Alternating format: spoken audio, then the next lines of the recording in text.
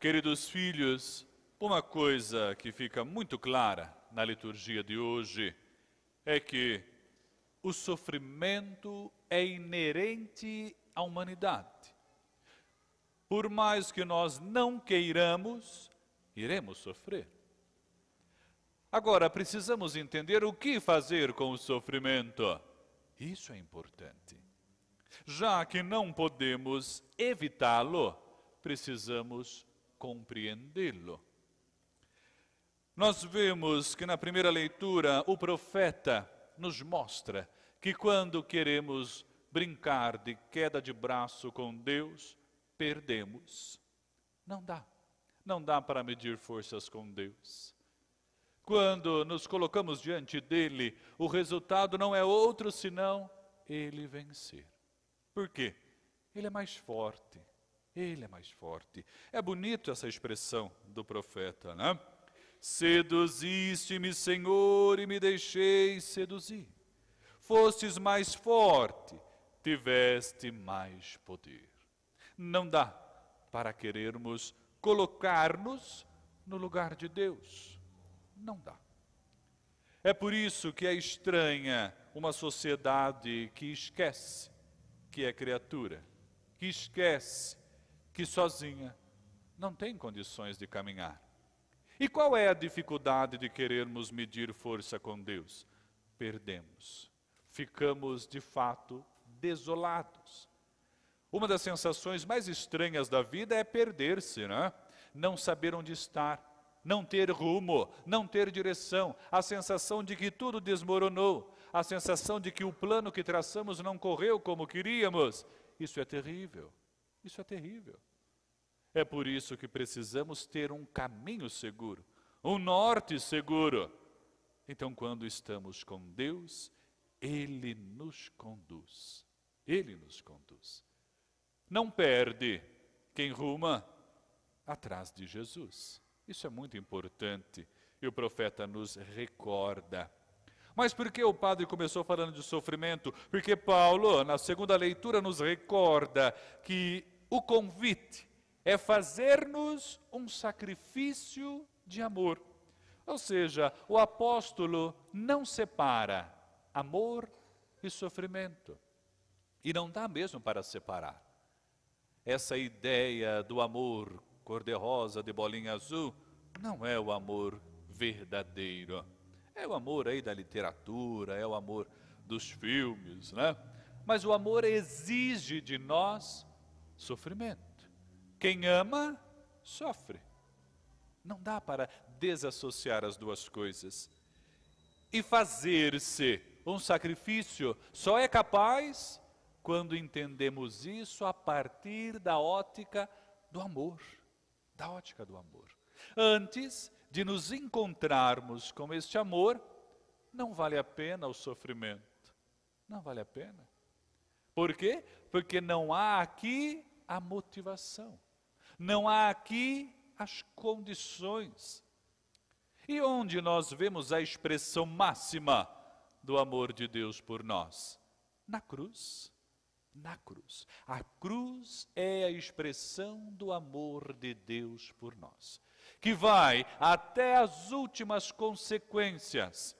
Eu lembrava na Sexta-feira Santa, ele não brincou de morrer, ele morreu de verdade, para que nós não morrêssemos eternamente. Não nos poupou do sofrimento, mas nos poupou da morte eterna. Então o nosso sofrimento não pode ser um sofrimento em vão, não pode ser um sofrimento mesquinho. Mas padre, quem sofre de maneira mesquinha? Quem atribui a si os próprios sofrimentos. Tem gente que lamuria, que é uma beleza. Ah, eu sofro muito. Aí você vai dar uma palavra de conforto. Não, padre, ninguém sofre mais do que eu na terra. Que isto? Que isto? Tem gente que acha que é a única pessoa que sofre no mundo, né? Vamos devagar. Vamos segurar um pouco, né? Porque hoje nós estamos num momento muito light. Hoje não pode sofrer, porque tudo tem remedinho para não sofrer, né? Hoje não pode dizer nada porque senão traumatiza. Hoje não pode fazer nada senão a pessoa fica impressionada. calma, o sofrimento precisa ter uma razão. Senão, vamos viver uma sociedade, vamos viver uma vida de mentira. Uma vida de mentira. Não se exclui o sofrimento. Não estamos com isso também dizendo que é bonito sofrer. Não. É danoso, é triste, mas precisamos entendê-lo então como esta oferenda a Deus. É isso que o apóstolo nos ensina na segunda leitura. E quando nos associamos à cruz do Senhor, nós entendemos este muito amor que Ele tem por nós. É passar pelo sofrimento sem perder a capacidade de amar, sem perder a ternura. Aqui, sobretudo os homens, nós precisamos entender isso. A ternura precisa ser uma capacidade nossa.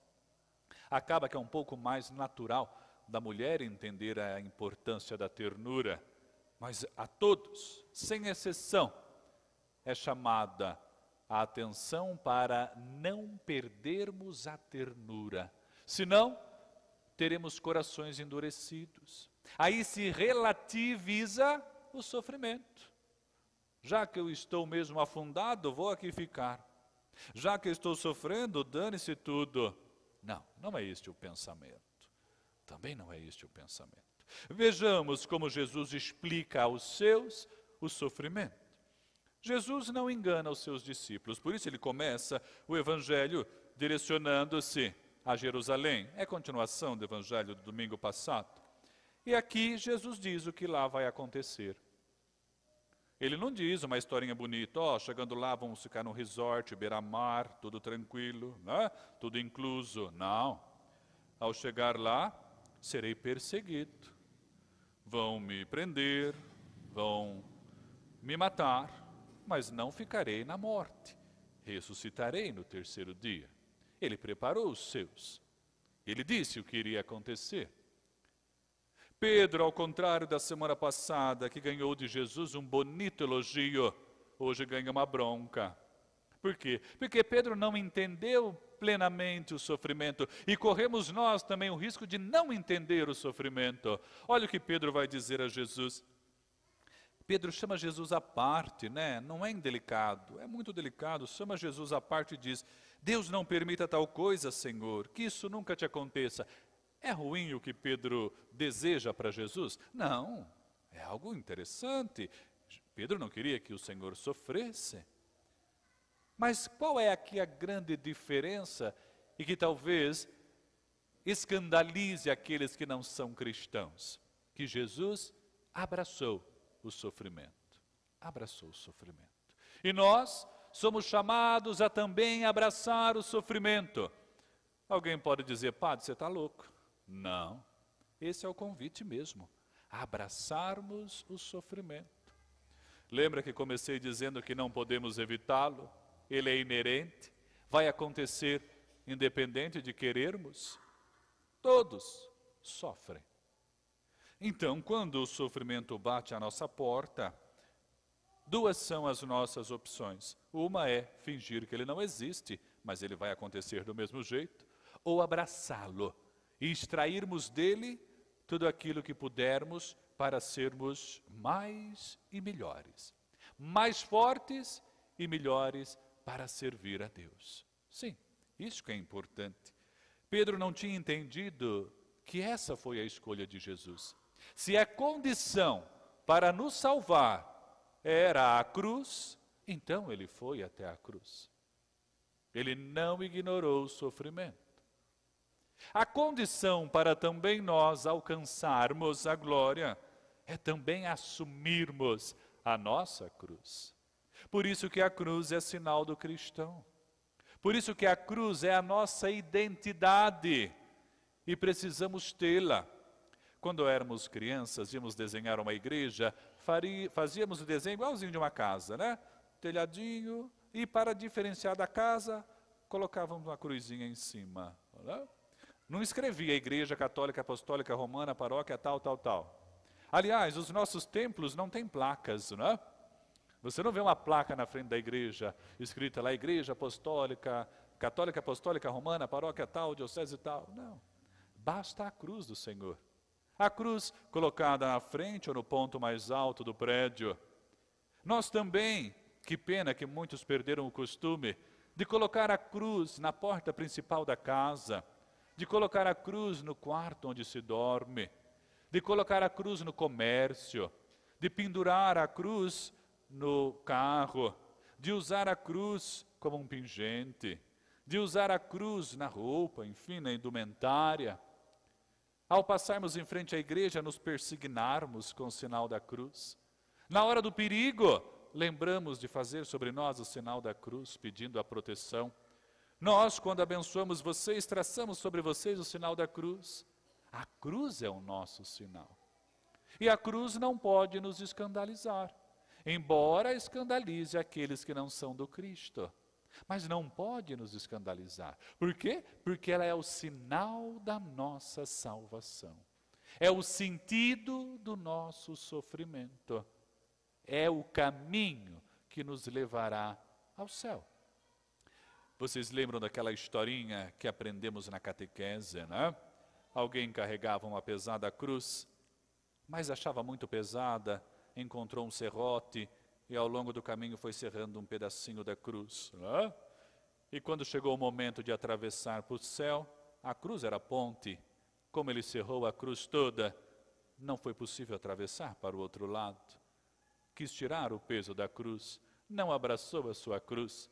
Então cuidemos para não sermos esse tipo de gente que ameniza, que tenta retirar, que não abraça. Porque olha o que Jesus vai dizer depois de dar essa bronca em Pedro, né? Jesus vai dizer para ele, vai para longe de mim. Se pegarmos no original em que o texto foi escrito, Jesus diz para Pedro, vai para trás de mim. Por quê? Porque o nosso lugar não é querermos equiparar-nos a Jesus. Não é querermos ser igual a Deus. É aprendermos que temos que caminhar atrás dele. É atrás dele que se caminha, não é à frente dele. Não é dizendo a ele o que ele tem que fazer, mas é assumindo o nosso papel de criaturas, indo atrás dele. E depois Jesus ainda vai dar conselhos primorosos para todos os seus discípulos.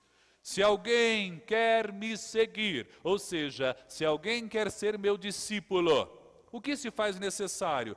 Renuncie a si mesmo. O ego precisa ser colocado lá embaixo. Não podemos colocar o nosso ego no centro. É muito danoso quando queremos colocar o nosso ego. Por quê? Porque vamos ficar perdidos. O nosso ego não nos sustenta muito tempo. Não sustenta muito tempo. Logo, ficaremos desnutridos da alma, porque não teremos força. Depois, tome a sua cruz, ou seja, abrace a sua missão. Abrace o sofrimento e me siga, ou seja, faça o que eu fiz. Fazer o que Jesus fez é o que já acenei no início. Sofrer sem perder a ternura. Olhando para Ele, vamos atrás dele. Queridos filhos, e não percamos de vista isso. Por quê? Porque Jesus, no finalzinho do Evangelho, diz que Ele voltará. Eu já lembrava isso há 2 domingos atrás. Se pegarmos do Gênesis ao Apocalipse, tudo o que Deus prometeu na Bíblia, Ele cumpriu. Tudo. Nada ficou sem ser cumprido. Agora a promessa de que Ele vai voltar, se Ele disse que vai voltar, Ele voltará. Ele voltará. E Ele deixa bem claro para nós. E então retribuirá a cada um de acordo com a sua conduta.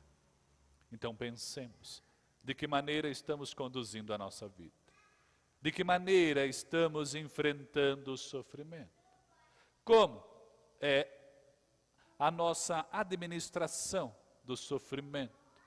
O quanto estamos sendo coerentes com aquilo que o Senhor nos pede? E que diferença faz na nossa vida assumirmos a cruz? Que possamos, provocados por este pensamento, ao longo da semana, refletirmos sobre a quantas anda a nossa relação com o sofrimento, com a dor, sem que isso nos leve ao desespero. Desesperar significa tirar a esperança. E Pedro vai nos dizer que tudo em nós pode morrer, menos a esperança. Então, que não sejamos desesperançosos, mas do contrário, sejamos corajosos, abracemos a nossa cruz, sigamos o Senhor, para um dia estarmos com Ele na sua glória. Esse deve ser o nosso pedido, esse deve ser o desejo mais profundo do nosso coração. Fazermos tudo para um dia estarmos no céu com o Senhor.